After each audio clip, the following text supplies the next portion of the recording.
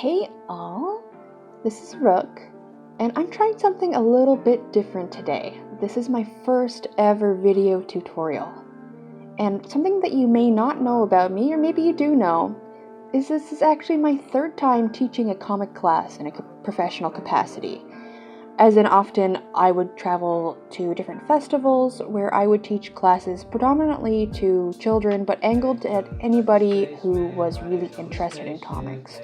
So please ask questions in the comments, get a hold of me if there are specific things you want to accomplish, or if you have personal work that you'd like me to look at. I'm really used to this sort of feedback and this back and forth, so a one-on-one experience is probably best for me teaching. And yet, I seem to only have this idea of making a video where you kind of have to sit down and listen to me. But without further ado, let's get into it. I want to talk about comic book architecture. Now I know what you're thinking.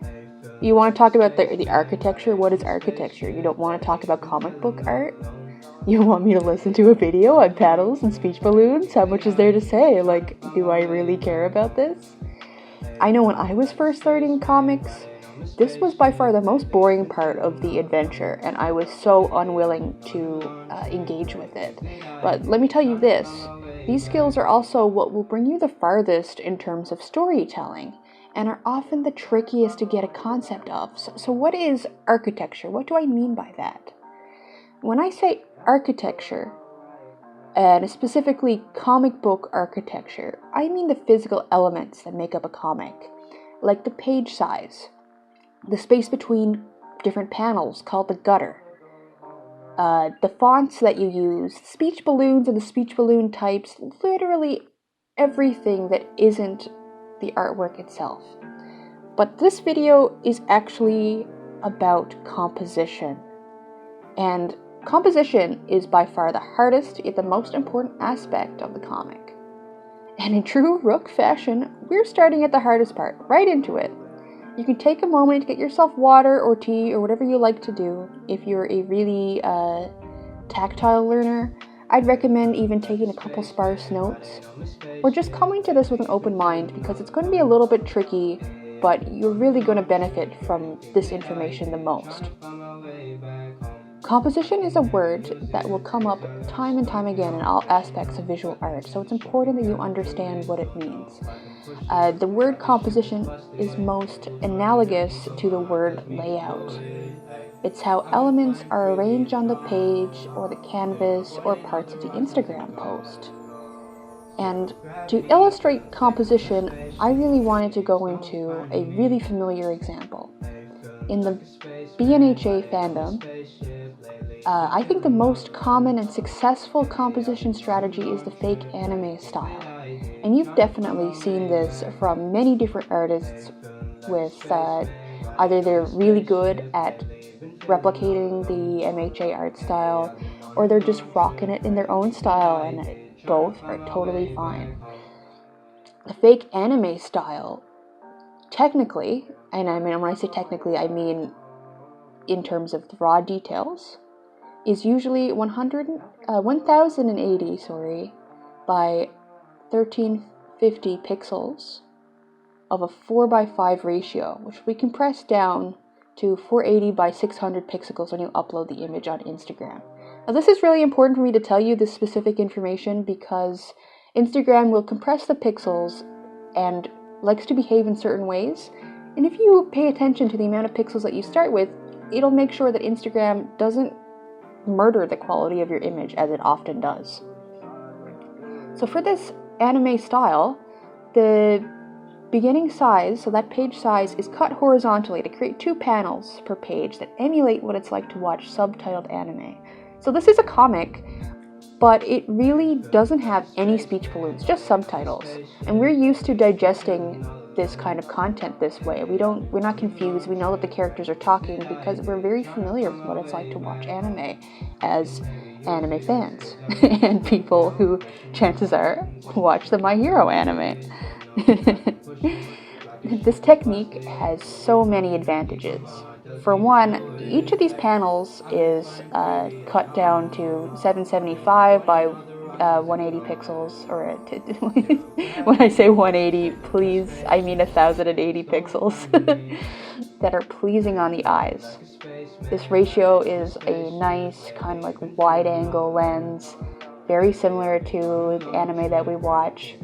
It works great when you have multiple characters conversing because it's nice and horizontal.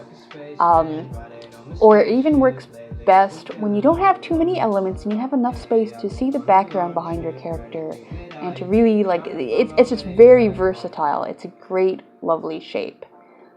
The second advantage of this technique is that you're using subtitles and not speech balloons. So the speech balloon will take up a lot of white space and will block off a lot of artwork, but the subtitles are really designed to take away as little as possible, because a subtitle really replaces the voice of your character.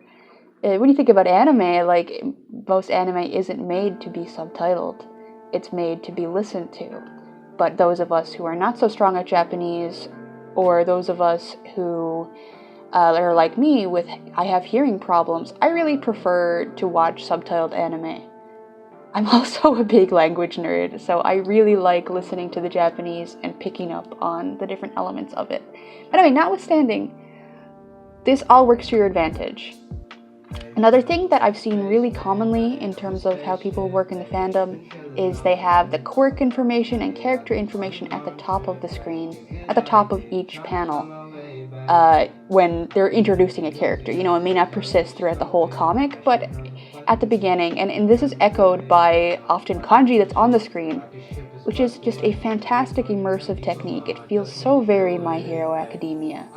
It immediately tells you what universe you're in and what people should expect. But the third and probably biggest advantage of this technique is that it just saves so much mental power. So you'll always consistently have the same composition. That means that every page of your comic, every page of your fake anime screenshots will be the same size, cut in half in the middle. So that's a maximum of 20 panels, because Instagram has a 10-page limit, and that's 2 panels per page. You know, most people definitely do not go for a full 20. They do often, however, make sure they end on an even number. That way you don't have a strange half panel at the end. And a lot of conventional comic book artists would argue that that's not a good thing. You want to vary your composition to best service the artwork, but in terms of this technique in particular, it really, really benefits from that immersion and consistency. It is so nice to know what to expect and to have it keep looking like you're watching an anime told through several different screenshots. Now, is it unoriginal to use this tool? Maybe. You could make that argument.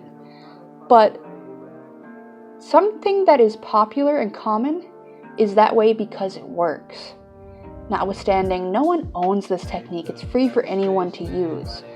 It is a powerful, powerful tool that you really don't need to worry about, oh, well, this artist already did it, because, well, I without being able to name them, I'm sure 20,000 artists on Instagram who love different anime are using it, like, right now to tell their stories, and it's beautiful. Now, composition is a very difficult concept to teach because it's not a direct object. I can't show you a picture of a character and say, look, it's composition, because chances are you'll see, okay, here's the character, here's the background, that's a speech balloon or a sound effect, but what composition is how these elements work together. It's difficult to see unless you know how to visually dissect an image into its parts. And that's what I've tried to do for you in this mini little tutorial video audio thing where we're looking at this really common technique.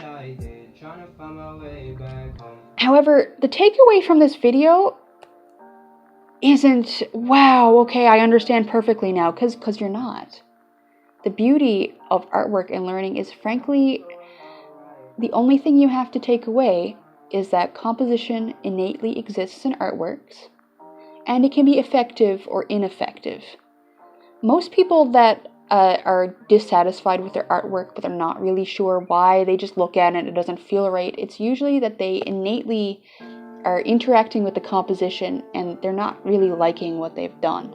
But they don't have the tools to dissect their art or other people's art to see what compositions make their elements work the best and what composition really isn't serving them that well at all.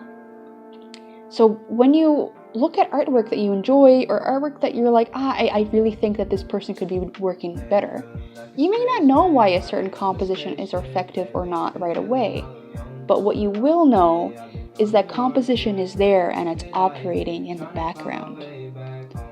On your personal learning journey, as you scroll through Instagram or otherwise enjoy artwork, if you keep this in mind, you'll be able to slowly detect patterns in what works and what doesn't work. If you look at an artist that you really like, you may see that they're actually using a consistent little toolbox of different composition types that they keep returning to. And I could make this video 3 hours long. I could talk about golden ratios or Fibonacci spirals until I'm blue in the face, but frankly, I truly believe that composition falls into the category of cannot be taught, only learned.